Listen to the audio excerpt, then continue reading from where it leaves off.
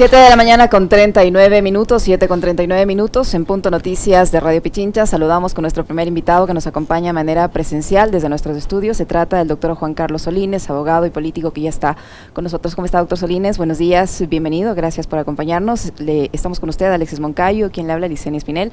La Asamblea Nacional sumó un nuevo capítulo a su crisis, parece una telenovela de esas muy mal elaboradas, pero en todo caso ayer se conformó una comisión que va a investigar la gestión de la presidenta de la Asamblea Nacional, Guadalupe Llori. Ella ha presentado a su vez una denuncia ante la Fiscalía por incumplimiento de orden de autoridad legítima en el caso de las medidas cautelares que ella sostiene que todavía le protegen y que eso tenía que haber impedido que la Asamblea conforme finalmente esta comisión que está ya dispuesta y que tendrá 30-35 días de plazo para presentar un informe sobre la gestión de la presidenta Llori, que será evaluado luego por el Pleno de la Asamblea Nacional. ¿Qué opinión le merece esta situación de estancamiento en el que todavía está la Asamblea Nacional, pero bueno, al menos quienes cuestionan la gestión de Llori lograron dar este paso? Gracias, Licenia, Alexis, por la Bienvenido, invitación y un saludo a toda la audiencia. Bueno, yo creo que esto es un tema recurrente desde que volvimos a la democracia. Por un lado, estos bloqueos entre funciones del Estado, el bloqueo sistemático que ha habido en prácticamente todos los gobiernos, con muy pocas excepciones, de un legislativo que cuando el gobierno no tiene mayoría, pues busca bloquear las iniciativas y eso deriva pues en pugnas, en repartos, en negociaciones, en chantajes y creo que es parte de lo que repudia la ciudadanía de estos mecanismos que distorsionan la democracia, ¿no? Entonces, en este caso particular, pienso que Guadalupe Llori ha tenido una actuación muy cuestionable en muchos aspectos. El tema de presidir la función del legislativo no es solamente un tema de votos, de cómo se llega a la presidencia, es un tema de gestión y de conocimiento profundo de los procesos legislativos, de la legislación que rige a esa función del Estado.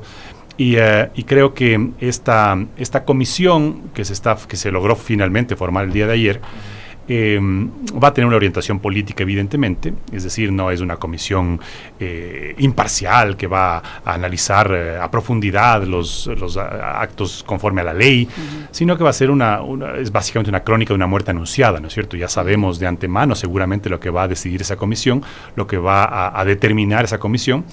Aquí el punto es el entrampamiento jurídico que puede existir, porque esas medidas cautelares que se concedieron a la presidenta de la Asamblea, Guadalupe Llori, están vigentes y vamos a ver cómo tiene un impacto para impedir, por ejemplo, que un informe negativo de esa comisión permite evidentemente destituir a la presidenta de la Asamblea o remover de su cargo. Entonces habrá que ver. Aquí lo último que cuenta son los argumentos jurídicos. Aquí se interpreta la ley a la conveniencia de la coyuntura política y entonces habrá que ver cómo, en caso de que el informe, como anticipamos, sea desfavorable, negativo para Guadalupe Llori, habrá que ver cómo se maneja el tema de las medidas cautelares que están vigentes y concedidas por un proceso anterior. Bienvenido, doctor, qué gusto tenerle acá ya de manera presencial. Vamos rompiendo un poco también la distancia que marcó la pandemia y que nos obligaba a los diálogos por vía telemática. A ver, esto ocurre cuando el país en general está enfrentando, digamos, una situación bastante compleja. El escenario es político, el escenario político es difícil. Al propio presidente lo hemos visto en varias intervenciones con dudas al momento de su discurso con respecto de lo que tiene que ver con la Asamblea. En algunos momentos ha respaldado a Llori, en otros ya la dejó sola. Recordemos que Llori llega a la presidencia de la Asamblea con los votos de Creo, el apoyo de Creo, una jugada que la elaboró César Monge en ese momento como ministro de gobierno. Después dijo no voy a gobernar con la Asamblea, o sea, voy a gobernar haciendo como que la Asamblea no existe. Digo, en una democracia como la nuestra, donde el primer poder del Estado es el Parlamento, ¿se puede o no se puede hacer eso? Ya veremos los resultados, pero tenemos también una situación compleja para las instituciones.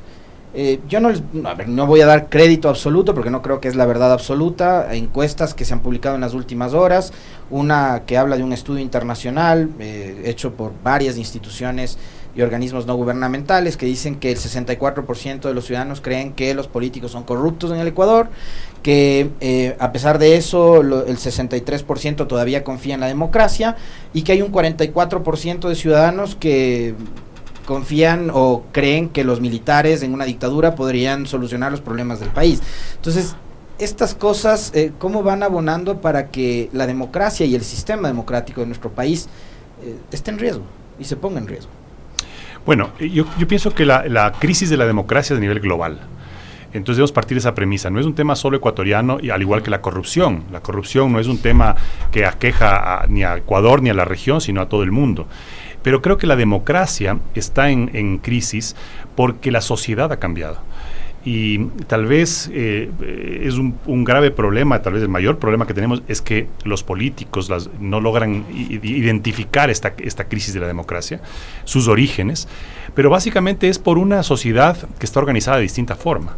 Una sociedad que gracias al desarrollo de la tecnología, de las redes sociales, está mucho más empoderada, más allá del discurso de empoderamiento, ahora está empoderada porque tiene herramientas para empoderarse, tiene herramientas para movilizarse, herramientas para actuar y para hacer activismo, y eso ha generado pues no solamente un empoderamiento, sino una participación mucho más directa de esa ciudadanía organizada. De hecho, esta tendencia tecnológica que se habla hoy, que está de moda, que es el blockchain. El blockchain no es una tecnología simplemente, es un nuevo paradigma de organización de la sociedad que descentraliza el poder. Entonces la gente dice, yo ya no necesito que haya un banco central para que me diga qué moneda qué moneda de intercambio puedo utilizar para hacer mis transacciones, porque ahora la sociedad puede ponerse de acuerdo y aceptar criptomonedas que no están reguladas por ningún banco central. Entonces vemos que la tendencia... por ejemplo, ahora cuando uno va a comprar una pasaje de aéreo, ya no utiliza las agencias de viajes. Uno puede entrar directamente y ver los comentarios de la gente para ver si es que un sitio web es confiable. Entonces, todos estos elementos que parecen de la vida cotidiana y que se han ido dando a lo largo de los últimos años, tienen un impacto profundo en la democracia. Y entonces, claro, este hastío con la corrupción, con los escándalos, con este bloqueo permanente de la política, que es una constante, hacen que las nuevas generaciones, sobre todo, se repudien lo que encarna esa clase política, incluso cuestionen la democracia como sistema. Las manifestaciones, unas más violentas que otras, que han habido en varios países, no solamente en la región, no solamente en Chile, no solamente en Colombia, no solamente en Ecuador en octubre de 2019, sino en otros lados del mundo, en Hong Kong, en España, en Nueva York, ¿no? Lo que sucedió en el Capitolio en Washington. Lo que se tomaron el Capitolio, que es algo impensable, y eso evidencia a nivel global que hay un descontento que tiene como origen estas distorsiones de la democracia que los actores políticos no han sabido resolver, y también una profunda inequidad en las sociedades, ¿no? Donde ahora, gracias a la tecnología, son mucho más palpables, ¿no? La gente se da cuenta de esas brechas, ¿no? Y a nivel de ciudades, a nivel de países, ¿no? Se dan cuenta cómo hay barrios de primera, de segunda, de tercera categoría, cómo hay gente que disfruta de servicios básicos de primera calidad o de educación, y hay gente que no tiene acceso. Entonces, esto es mucho más palpable ahora. Entonces, claro, eso cuestiona. Y claro, en un entorno en donde los actores políticos del siglo XX, y algunos inclusive se quedaron en el siglo XIX, creo yo, no dan respuestas y siguen en los entrampamientos del siglo pasado. O sea, cuando volvimos a la democracia en el 79, esta era la constante, la pugna de poderes que se llamaba. El reparto de la troncha, que ahora son hospitales, gobernaciones, esto, ¿no? El yo voto, pero ¿qué me das? ¿Qué ministerios me das? ¿No? Esa negociación que antes se le hacía bajo la mesa y que nadie se enteraba, se lo intuía en la prensa, los analistas hacían eso, pero la gente, digamos, común y corriente no se enteraba. Ahora es palpable y visible a cada paso. Nada es gratuito, no hay puntada sin dedal. Entonces la gente percibe eso y repudia eso. Entonces, rescatar la verdadera esencia de la política, del servicio, del servicio a la colectividad, a la sociedad, de la búsqueda de la igualdad, ¿no? Tiene que ser rescatado. Y estas coyunturas que estamos viviendo aquí en el Ecuador nos indican todo lo contrario, que lejos de salir de esas contradicciones, estamos profundizándolas y evidentemente profundizando la crisis de la democracia. Ahora, doctor Solines, ¿en qué medida el gobierno está aportando para profundizar esa crisis? Vemos por un lado este apoyo a Yori, a veces evidente, a veces oculto, a veces escondido. Por un lado, por otro lado sale el ministro de Gobierno, invita a las bancadas a dialogar, algunos van, otros no. Pero el hecho mismo de que él no tenga una mayoría en la Asamblea no le garantiza que sus proyectos de ley a futuro puedan caminar, ser aprobados, y el hecho de que salga la presidenta Yori de ese cargo y siga siendo asambleísta, ¿en qué medida podría facilitar que el resto de asambleístas apoyen las iniciativas del gobierno? Bueno, yo creo que hay dos dimensiones, ¿no? La primera, mencionaba hace un momentito Alexis, el presidente dijo que va a gobernar, digamos, como que la asamblea no existiera, como que el poder principal de una democracia como la que tenemos, ignorarlo, digamos, es factible en el sentido de que el Ejecutivo tiene herramientas y mecanismos para gobernar sin necesidad de leyes. Decretos. Políticas públicas, para empezar, políticas públicas. Las políticas públicas no requieren de leyes y se puede hacer mucho a través de políticas públicas. Tiene, claro, los decretos, evidentemente, aunque los decretos son una expresión también de la potestad de política pública que tiene el presidente al determinar. Inclusive puede hacer reingeniería institucional, ¿no? Puede eliminar ciertos ministerios, puede conformar otros, puede tener iniciativas de ese corte. Pero definitivamente los problemas estructurales del país tienen que hacerse con reformas legales e incluso constitucionales. Aquí todo el mundo ahora en la última semana se rasga las vestiduras a propósito de las decisiones polémicas de la función judicial. Se rasga las vestiduras diciendo que no hay institucionalidad. Pero esa cantaleta de que no hay institucionalidad o que hay que reinstitucionalizar el país, la escuchamos desde que volvimos a la democracia en el 79. Siempre hemos escuchado, y claro, se dice, por ejemplo, refiriéndonos a los últimos años, Correa hizo un rediseño institucional a través de la Constitución del 2008 que digamos tuvo una serie de distorsiones porque evidentemente fue un modelo institucional que le permitió acaparar el poder, controlar muchas instancias.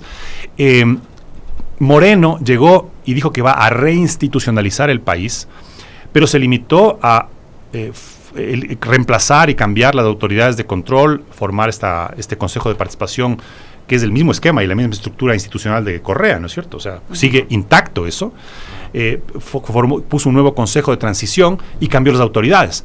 Eso es cambio de autoridades, no es un correctivo institucional. No es reinstitucionalizar, que es el discurso que vendieron, o refundar. O refundar. Que además somos expertos acá para refundar el país cada 4 años. Y el gobierno de Lasso ya va un año y no hay ninguna iniciativa que conozcamos para cambiar o rediseñar institucionalmente el Estado. No hay ninguna iniciativa, ni siquiera a nivel de estudios, o decir, bueno, esta es nuestra propuesta. Entonces, en el fondo, Licenia, aquí lo que estamos es enfrentando una falta de línea ideológica, que es producto también de un deterioro del sistema de partidos políticos. Como no hay partidos políticos, sino empresas electorales que se activan en tiempo de elecciones, entonces la ciudadanía irrespetada se ve abocada a votar por personas, por candidatos, por productos, porque además ahora como están de moda la Compol, ¿no es cierto?, los comunicadores políticos, entonces ellos empaquetan los productos, les ponen los membretes, los colores que sean atractivos para la gente y salen a vender. Y la gente vota, no vota por líneas ideológicas, no sabe si vota por A, B, C, ¿qué está votando exactamente? Votan por un producto, eso votan está tenaz. Por un producto. Por eso nos pusieron a un Rodas de alcalde. ¿Qué fue lo que hizo Durán Barba? Dijo, yo vine, conocí a un chico que no tenía idea de que era Quito, que no conocía la ciudad, pero me pareció interesante y ¡pah!, alcalde. Exacto, y en estos momentos de desazón, de hastío de la gente, de la ciudadanía, de las nuevas generaciones, de hastío y de rechazo a la política, no podemos caer en esos errores de decir que se vayan todos son corruptos, todos son una porquería, ¿no? Necesitamos a alguien distinto, porque ya hemos tenido experiencias de los outsiders, ¿no?, que llegan, que de repente aparecen de la nada, sin ninguna trayectoria, sin ningún antecedente, sin ninguna experiencia, y la gente dice, al menos este es fresco, nuevo, y es una lotería, es más que una lotería, es una ruleta rusa, porque estamos moviendo el tambor y disparándonos en la 100. ¿No? Entonces, aquí lo que tenemos es que si queremos rescatar a la democracia de su crisis, tenemos que restablecer un sistema de partidos políticos frente al cual tampoco hay una reforma en marcha, ¿no? Una reforma profunda que rescate el rol de los partidos políticos, que los partidos políticos se robustezcan, que tengan capacitación, que tengan digamos, una doctrina, y que esa sea la que se presenta al electorado frente a los problemas viejos, desempleo, inseguridad, criminalidad, el agro, el sector rural, la educación, y frente a los problemas nuevos. Un mundo tan cambiante en donde las profesiones de los jóvenes en los próximos 5, 10, 20 años van a ser carreras que ni siquiera tenemos aquí en nuestro sistema educativo. Y donde va a haber profesiones que desaparezcan. Profesiones que desaparezcan, ¿no? La inteligencia artificial va a generar que las máquinas puedan resolver muchísimos de los conflictos que hoy día profesionales resuelven. Entonces, ¿para qué va a quedar el ser humano? El ser humano tiene que reinventarse. Entonces, esos problemas de futuro y los problemas que venimos arrastrando del pasado requieren de posiciones ideológicas firmes. ¿Cuál es el rol del Estado, por ejemplo? Hablábamos de blockchain, ¿no es cierto? De las criptomonedas. ¿Cuál va a ser el rol del Estado frente a estos nuevos paradigmas? ¿Hasta dónde tiene que intervenir el Estado? ¿Cómo evitamos que se le despoje al Estado de esas potestades que hoy día son exclusivas? Vuelvo a poner el ejemplo de las monedas. O haciendo un símil, doctor, del control de la seguridad, cuando tenemos ahora mismo, o sea, Bukele creo que es el ejemplo más claro, ¿no? En el tema del uso de las criptomonedas y en el manejo de la seguridad, ahora que ha desatado una guerra contra las pandillas y los maras, ¿no? Pero a ver, usted hablaba hace un momento de la ausencia de una línea ideológica. ¿Eso es lo que le está pasando actualmente al gobierno del presidente Lasso? Digo, porque llega con una alianza, finalmente esa alianza se rompe, empieza a hablar con unos, con otros, en fin, ha sido un lío lo que ha sucedido en la asamblea y demás, pero yo quiero citarle esto que usted dice ahora, que hace falta una línea ideológica, con respecto a lo que ha pasado también en las últimas horas, que es noticia, la salida del ministro Hernández de Defensa. Solo en materia de seguridad, han pasado 3 ministros de gobierno, Monge, Alexandra Vela y Francisco Jiménez con el general Carrillo. Y lo mismo pasa con Defensa, Donoso, Hernández y ahora Lara. Ni citarle cuántas personas han pasado por el SNAI, por ejemplo, me parece que ya vamos por el 6º nombre. ¿Qué dice eso? A pocos días de que se cumpla recién el primer año de gobierno, esa inestabilidad que hay en el manejo del Ejecutivo. Yo creo que refuerza la idea de la crisis del sistema de partidos políticos, porque los partidos políticos básicamente cumplen 2 funciones. Uno, el de establecer líneas ideológicas que se traducen en planes de gobierno, ¿no es cierto? Entonces, a ver, yo frente a estos grandes temas nacionales, mi partido, mi tendencia ideológica piensa esto. Entonces, hay ahí un hilo conductor, una brújula para adoptar posiciones frente a los grandes temas nacionales. Y el otro factor, el otro elemento que cumple un partido político fundamental es que se convierte en cantera siempre y cuando sea manejado con formación ideológica, con capacitación, con educación, con militancia, con ¿cómo se llama? La disciplina partidista, ¿no? Logra formar cuadros, que es con los que a la larga, cuando se llega al poder, porque es el fin último de la política, ¿no es cierto? Captar el poder. Esos cuadros van a ser el equipo con el que voy a gobernar. Cuadros están alineados, que piensan como yo, ¿no? Y que tenemos una visión clara de lo que queremos hacer. Cuando los partidos degeneran en empresas electorales, ¿no? Lo que tienen es, si es que de repente se les alinean las estrellas y llegan al poder, por una situación de coyuntura, por una situación de lo que sea, ¿no? Tienen que comenzar a buscar con quién gobernar. Y ahí vienen estos equipos absolutamente heterogéneos, ¿no? En donde dentro de un mismo gabinete hay visiones totalmente distintas. Y eso, puertas afuera del gobierno, viene lo que describía Alexis, ¿no? Un gobierno que a lo largo de las campañas que ha participado representaba tendencias de derecha, de inclusive libertarias, que son el extremo más a la derecha que existe, ¿no? De repente, para tener gobernabilidad, pacta en la asamblea con movimientos de izquierda. Entonces, no es previsible en términos ideológicos que movimientos de izquierda o la socialdemocracia, encarnada la izquierda democrática, que tampoco creo que ahora representan una línea ideológica clara, pero que al menos sobre el papel representan la socialdemocracia, esos partidos van a alinearse con las propuestas de gobierno, las reformas laborales, las reformas tributarias, ¿no? Entonces, claro, desde ahí se ve una heterogeneidad, ¿no? Es buscar que el agua y el aceite se fundan, por más que les mezcle con batidora, ¿no? Van a repeler. Entonces, aquí tampoco hay una agenda mínima para sacar al país de sus diversas crisis, su crisis de criminalidad y violencia, su crisis institucional, su crisis de corrupción, su crisis moral. Decir, a ver, combatir la corrupción no es un patrimonio de la izquierda o de la derecha. Pongámonos de acuerdo en 3, 4 puntos para erradicar la corrupción, ¿ya? Y sobre esos puntos programáticos, como lo llamaba Jaime Roldós cuando fue presidente, se recordarán. Bueno, ustedes todavía no nacían seguramente. Pero, en todo caso, había una lista de puntos programáticos, ¿no? Entonces, de esa forma se puede ir. Pero claro, cuando no existe eso, cuando lo que tenemos son empresas electorales que no gobiernan con sus militantes porque ni siquiera hay militancia sólida, no tienen cuadros, no tienen frentes de profesionales, ¿no? Que puedan abastecer de profesionales para gobernar.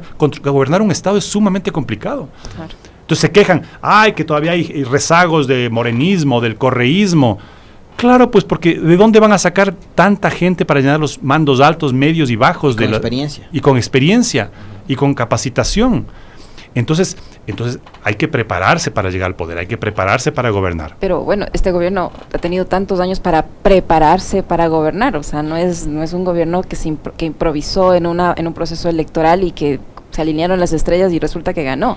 Ha venido participando en varios procesos electorales, se supone que debería haber tenido ese grupo de personas preparadas para que le acompañen en su gobierno con la capacidad y la experiencia necesaria. Y ahí la palabra clave es se supone, ¿no? La palabra que se supone, pero en todo caso pienso, y refiriéndome al tema que decía de los cambios de ministros y las crisis, es parte de la crisis institucional también. Yo ahí le quiero hacer una acotación a lo que decía Alexis, doctor Solines, y cómo le deja este cambio al gobierno, porque este cambio se produce en momentos en que hay una crisis también institucional de la seguridad, no solo de las Fuerzas Armadas, sino de la policía, por estos casos de captación ilegal de dinero, y resulta que es una cosa absolutamente oscura, porque del caso de UNASA ya nadie más habla, ¿no es cierto? Sí. El ministro de Defensa sale, ponen a otro que estaba en el gobierno de Moreno, por más que el gobierno de Lasso quiera distanciarse de Moreno, cada vez se parece más, porque sigue con los mismos funcionarios en diferentes instancias, pero es un caso que se quedó ahí en la oscuridad. ¿Cómo queda el gobierno? Hubo un debate a nivel constitucional respecto a si es que las instituciones tienen derecho al honor,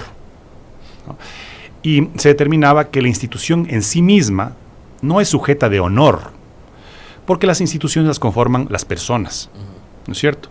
Y pueden haber personas buenas ahora y personas malas mañana, igual que en un gobierno, igual que en la función judicial, ¿no es cierto? Entonces, el honor es un derecho propio de las personas. Entonces, cuando hay personas que actúan mal dentro de las instituciones, no se trata de salir en defensa del honor de la institución, porque eso no cabe. Lo que cabe, lo maduro, lo institucional, es decir, vamos a depurar, vamos a investigar, vamos a ver qué es lo que sucede. ¿Qué pasó cuando presentamos como Comisión de la Verdad el informe de los disturbios y las protestas de 2019, de octubre de 2019? Inmediatamente, ese informe que decía que hubo excesos en el uso de la fuerza, uso excesivo de la fuerza, principalmente en la policía, en algunos casos específicos en las Fuerzas Armadas. Pero ¿qué fue lo primero que salieron las instituciones a rechazar, ¿no? Con un distorsionado sentimiento de cuerpo, este espíritu de cuerpo que se llama, que es un término militar, ¿no? Este espíritu de cuerpo que tiene que ver con el orgullo de la institución, ¿no? Salieron a hacer espíritu de cuerpo cuando no corresponde espíritu de cuerpo frente a determinaciones puntuales de desafueros de miembros de esas instituciones. Entonces yo creo que eso es lo que hace falta. Cuando hay escándalos como el de Don Nasa, ¿no? que es encontrado en los exteriores del Ministerio de Defensa, no cabe salir a defender la institución como tal, o el honor de la institución, sino decir, vamos a hacer una investigación exhaustiva para saber qué miembros oficiales, tropa, tanto de la policía, que tienen el otro captador de dinero, ¿no es cierto? Don Diego, Renacer, Don Marquito. Vamos a hacer una investigación exhaustiva para saber y determinar quiénes están en esto, porque además de última instancia, refiriéndonos a estos casos particulares de la captación ilegal de dinero, sean oficiales, sean tropa, fueron víctimas también, pues, ¿no? Porque cuando hubo lo del notario Cabrera, por ejemplo, no es que se señaló a los que pusieron ahí plata como delincuentes, sino como incautos, Claro. ¿no es cierto? Ahora los policías, los militares, en el caso de que existieran militares que invirtieron en estas captaciones ilegales de dinero, son incautos, son eventualmente víctimas.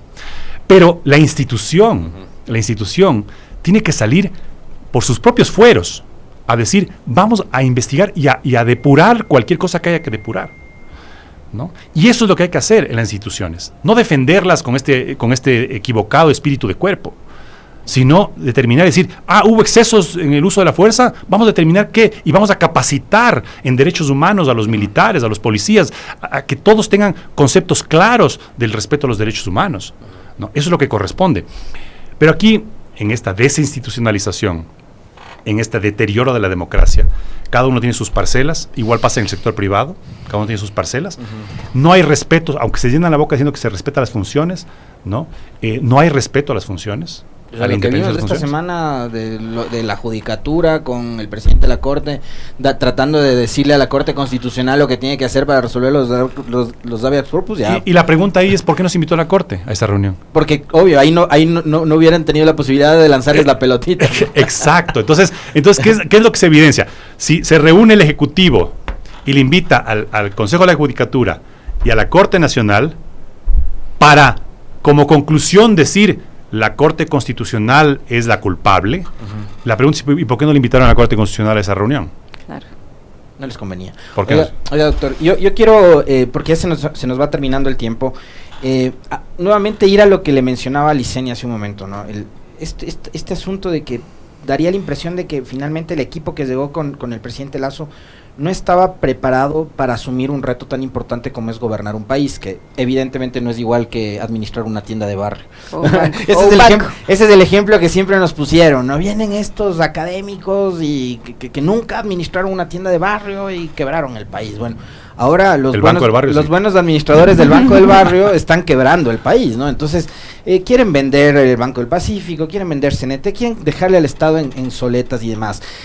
Pero, a ver, se preparó y creo que también mucha razón en lo que decía hace un momento Juan Carlos Solínez, de que estos consultores, ¿no?, se encargan de elaborar muy bien los productos, venden el producto y después de ahí verán los ciudadanos lo que hacen con el producto, ¿no? Pero, a ver, durante 3 campañas electorales, Lasso le dijo al país cómo se debía gobernar desde su visión para sacar adelante al Ecuador, y digamos hoy vemos más o menos cuál es la orientación que le quiere dar a su gobierno el presidente Lasso. Pero esto viene a ser como un capricho, y le quiero atar a un tema que usted maneja a la perfección, que es el tema de los multimedias, los medios de comunicación, etcétera. Esta semana Elon Musk compró Twitter en $44 mil millones. Muchos dicen que era un capricho de un multimillonario comprarse Twitter. En el caso del presidente Lasso, la presidencia, como pudo haber sido también para Álvaro Noboa, que terminaba poniendo a sus gerentes, a sus subgerentes, a sus empleados de candidatos en sus listas, para el presidente Lasso la presidencia también se convirtió en un capricho y lo está demostrando así, doctor. Bueno, eso entra en el ámbito del foro interno de la persona, ¿no? Habría que, ni siquiera preguntándole al propio Guillermo Lasso qué fue lo que le motivó a llegar a la presidencia, podríamos saber la verdad, porque solamente él sabe. Solo él sabe, y sabe cuáles fueron sus motivaciones más internas y más íntimas. Hacia afuera, es una persona que se preparó durante muchos años, fue 3 veces candidato a la presidencia de la República, se recorrió el país, incluso antes de la primera candidatura, ya se había recorrido el país, digamos, de cabo a rabo, y inclusive publicó 2 libros en donde él ponía pues su lectura de la problemática del país. Es decir, yo creo que él tuvo una larga trayectoria política para llegar a donde está ahora. Entonces, que su motivación original haya sido un capricho, haya sido salvar a la patria, haya sido un verdadero sentimiento de querer decir, bueno, yo ya fui exitoso profesionalmente, ya tengo para vivir y para cómodamente, y ahora quiero dedicarme a mi país, puede ser, es una motivación válida. El punto es que ya llegó, y aquí la pregunta es, bueno, cómo va usted a ejecutar todo lo que usted propuso. Y creo que aquí es importante, haciendo mención a la pregunta, es importante mencionar que la política hoy día tiene, digamos, esta arista de la comunicación política, del empaquetamiento, del producto electoral, el producto empaquetado, en donde se privilegia qué tan vendible es el producto, la imagen más que el fondo, ¿no? Entonces, este tiene una cara bonita, este habla más o menos bien, este es más o menos simpático, lancémosle. Y lo de adentro, qué experiencia tiene, qué formación tiene, qué credenciales tiene, ¿no? Se deja de lado. Pero el otro elemento importantísimo son los tanques de pensamiento, porque los tanques de pensamiento es donde se generan verdaderamente las ideas, ya que no hay partidos políticos con formación ideológica, digamos, estable, permanente, donde la militancia se siga formando en una línea ideológica, hay los tanques de pensamiento. Y este gobierno también cuenta con un tanque de pensamiento, que es Ecuador Libre, que también han trabajado a lo largo de casi 2 décadas, preparando una serie de políticas públicas, de reformas y de iniciativas para corregir los problemas que ellos lograron identificar. Entonces, yo creo que el gobierno tiene los elementos, bueno, llegó al poder, ¿no? Llegó al poder, y segundo, tiene su tanque de pensamiento que le elabora, digamos, unos proyectos no de ahora, sino de muchos años atrás. ¿Qué es lo que le falta? Equipos que puedan ejecutar eso. Y esa es la parte complicada, la parte que a veces causa sorpresas, ¿no? ¿Con qué equipos yo puedo ejecutar esto, que estén alineados con esta visión y que tengan la capacidad y la experiencia para hacer las cosas, ¿no? Mientras siga este bloqueo en la Asamblea, a nivel legislativo, poco se va a poder hacer. A nivel de políticas públicas, a nivel de instrumentar, digamos, acciones concretas desde el Ejecutivo, habrá que evaluar. El gobierno no ha cumplido, está a punto de cumplir 1 año, ¿no? Hay que ver en la rendición de cuentas qué informa que se ha hecho en este año, cuáles son los avances. Yo, por ejemplo, en el área que yo me desenvuelvo, que es profesionalmente hablando, telecomunicaciones, tecnología, hay muchas interrogantes, ¿no? ¿Qué pasa con la renegociación con las telefónicas móviles? No hay ningún... se ve en el próximo año. Tenía que estar 2 años antes, o sea, el año pasado. Ya tiene que estar muy avanzada la negociación. No se dice nada, no se sabe nada, ¿no? Entiendo que ahora, cuando yo estuve a cargo de la renegociación con las celulares en el 2006, tuvimos una veeduría permanente de la CITEL, del órgano de la Organización de Estados Americanos, de la OEA, de telecomunicaciones, ¿no? Y tuvimos un delegado permanente aquí. Aquí no se ha anunciado si es que ya hay un veedor, cómo se va a negociar, ¿no? Tiene que ser público y abierto, transparente. Se va a negociar con las 2 operadoras al mismo tiempo. O sea, hay una serie de interrogantes. ¿Por qué no se cobra el porcentaje de facturación que debe contribuir al Estado la mayor operadora del país? Claro, ¿no? Entiendo que están ahí entrampados de un tema jurídico, no se cobra. Entonces, se tendrá que informar en cada una de las áreas: educación, agricultura, industria, telecomunicaciones, qué es lo que se ha avanzado en este año, ¿no? Y el gobierno tendrá la posibilidad de hacer los ajustes que requiera para que esa visión, esos planes que han venido trabajando durante varios años y el hecho de que están ahora en el poder, les permita ejecutar. Muchísimas gracias, doctor, por su tiempo, por la información y el análisis que nos ha permitido realizar. Gracias por visitarnos. El doctor Juan Carlos Solines, abogado y político que ha estado con nosotros. Muy amable, doctor Solines. Muchas gracias. Muy amable, doctor.